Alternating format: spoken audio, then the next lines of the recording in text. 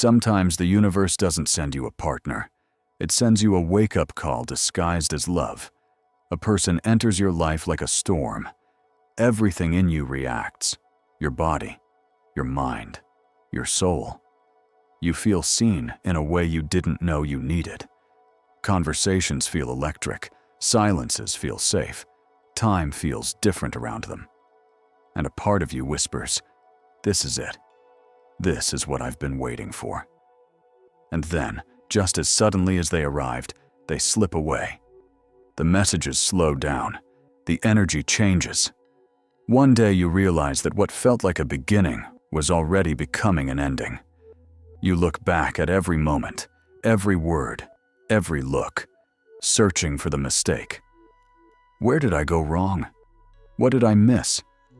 Why would something that felt so real simply not work? But what if the question isn't, why did it end? What if the real question is, why did it begin? We like to think we choose people only with logic and preference. But in reality, there is something much deeper at work. We are drawn to people who touch the parts of us we haven't fully met yet. Our fears, our potential, our hunger, our unhealed wounds. When you met that person, you didn't just feel attracted to them. You felt pulled toward a version of yourself that had been asleep. They made you feel bolder or softer or more alive. They woke up courage or longing or vulnerability. They brought to the surface feelings you had carefully kept under control. And that is why it felt so intense. Not because they were perfect, but because they were a mirror. In them, you saw the reflection of something inside you that was ready to be seen. We rarely fall in love with who a person is in a neutral way. We fall in love with what they awaken in us, with who we think we can become when we are with them. That is why you could feel such depth even in a short period of time. You weren't just in a relationship with them. You were in a relationship with a part of yourself that had finally come to the surface. And then, one day, the story cracks. Reality enters. Differences appear. Their limitations become visible. Your fears start speaking louder. The fantasy cannot hold the weight of two imperfect human beings who are still carrying their own pain. Sometimes they pull away. Sometimes you do. Sometimes life does it for you. But however it happens, it hurts. It feels wrong. It feels unfair. In those moments, the mind wants a simple conclusion. I wasn't enough. They wasted my time. Love is not safe. The universe is cruel. But look a bit closer. Did this relationship really break you? Or did it reveal you? Think about what came up during that connection. Perhaps you realized how afraid you are of being abandoned. Perhaps you saw how quickly you disappear into the other person, forgetting your own needs. Perhaps you noticed how you accept crumbs of attention while calling them love. Perhaps you discovered how addicted you are to intensity, to drama, to the high of being chosen, even if it costs you your peace.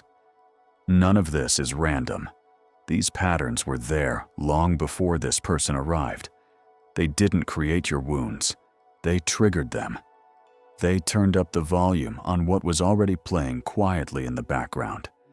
That is the hidden cruelty and the hidden gift of these relationships. They force you to look at what you could easily ignore when everything felt calm. You don't learn much about yourself when life is perfectly stable. You learn who you are when something shakes, when the foundation cracks, when the person you thought you needed is no longer there to hold your hand. It is in those raw, honest nights, alone with your thoughts, that a different kind of question appears.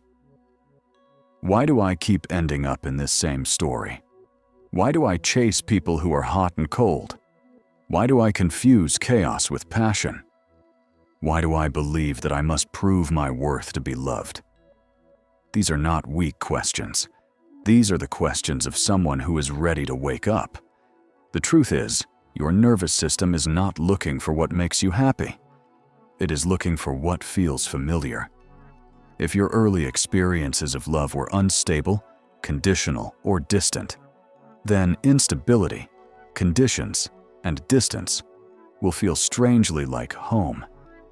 Not because they are good for you, but because your body learned that this is what love feels like. So when you meet someone who doesn't fully choose you, you don't run. You lean in. Some part of you recognizes the pattern and says, maybe this time I can fix it. Maybe this time I will be chosen. Maybe this time I will be enough. You think you are pursuing a person, but deep down, you are pursuing redemption.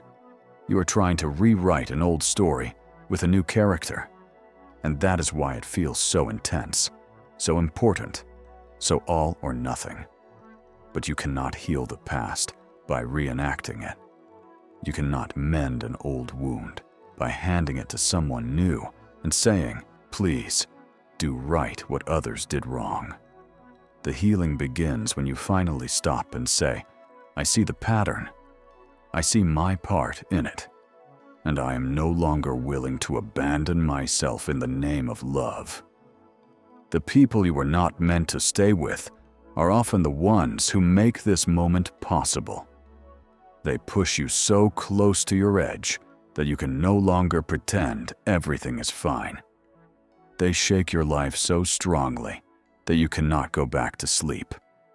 They are not proof that you are cursed in love. They are proof that your soul is tired of repeating the same lesson. So what do you do with all this?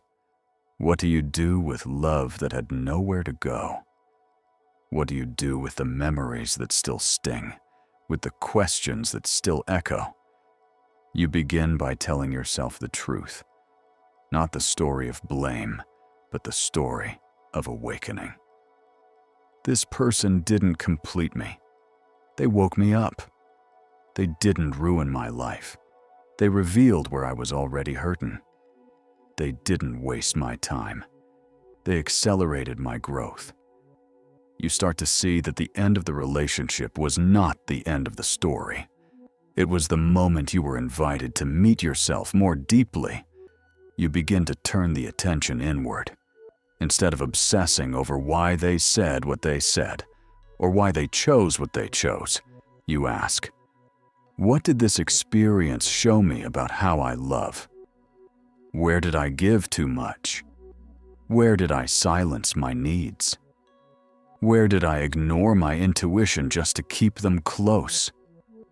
What part of me came alive in this relationship that still deserves to live, even without them?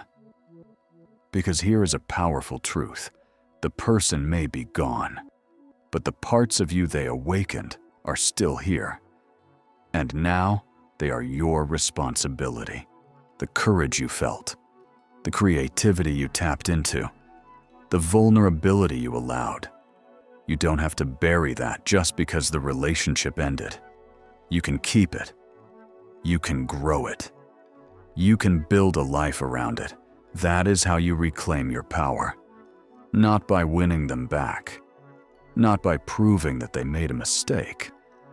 But by becoming the person you started to glimpse when you were with them. You become the one who gives you the presence you were begging for. You become the one who offers you the safety you were chasing. You become the one who says, I will not abandon you, when the old fear of abandonment tries to speak. This is not easy work. It is far simpler to say, they were the problem, and close your heart. But closing your heart does not protect you.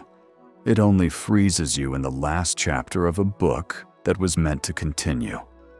Real courage is keeping your heart open, not to everyone, not without boundaries, but open enough to let life move again. You are allowed to grieve. You are allowed to miss them. You are allowed to feel angry, sad, confused.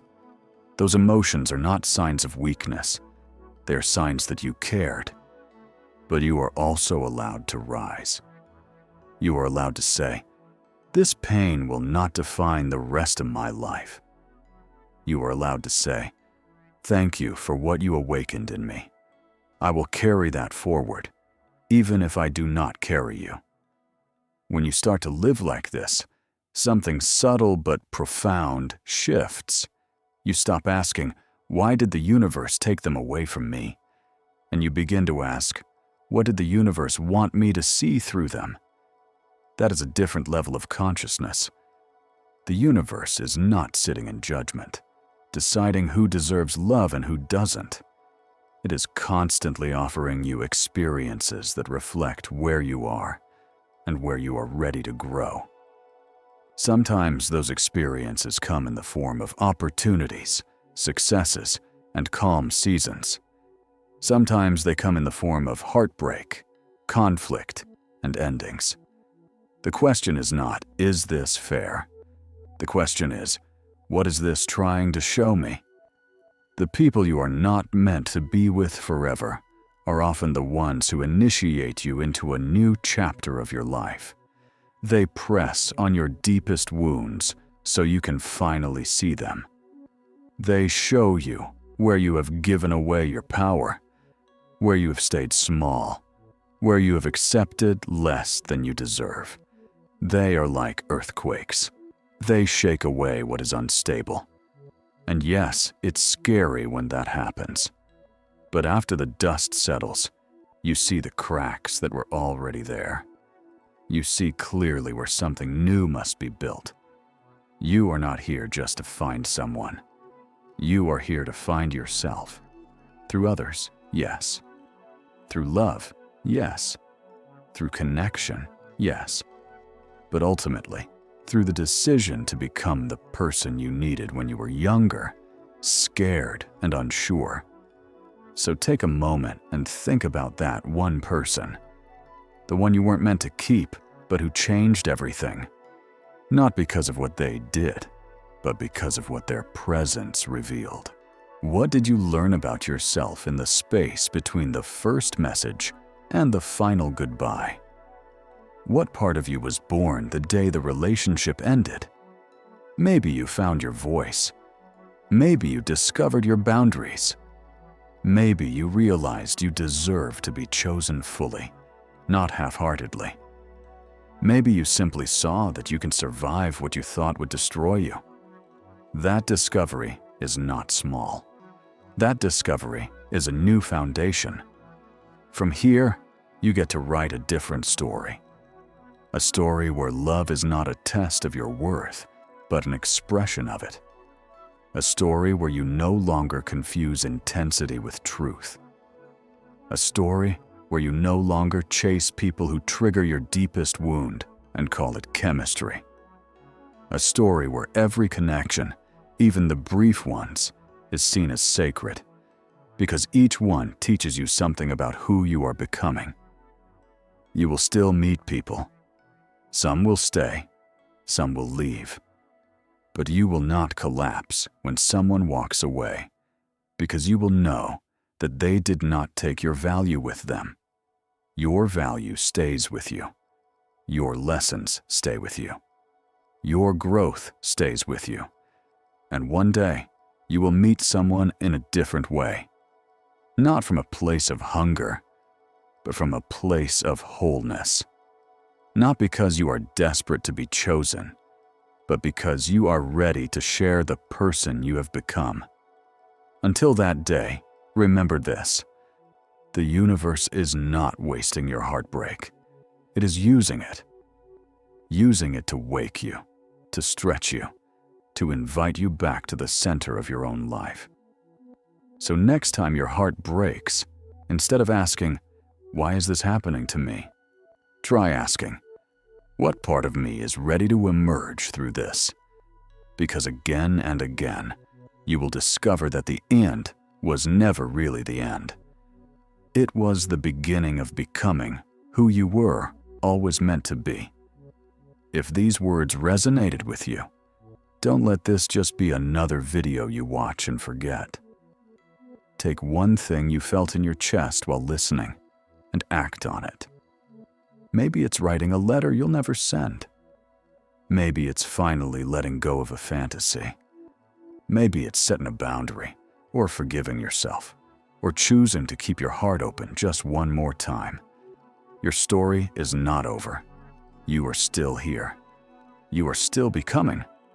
And somewhere in all of this, life is quietly whispering to you. Choose yourself, not instead of love, but as the foundation of it.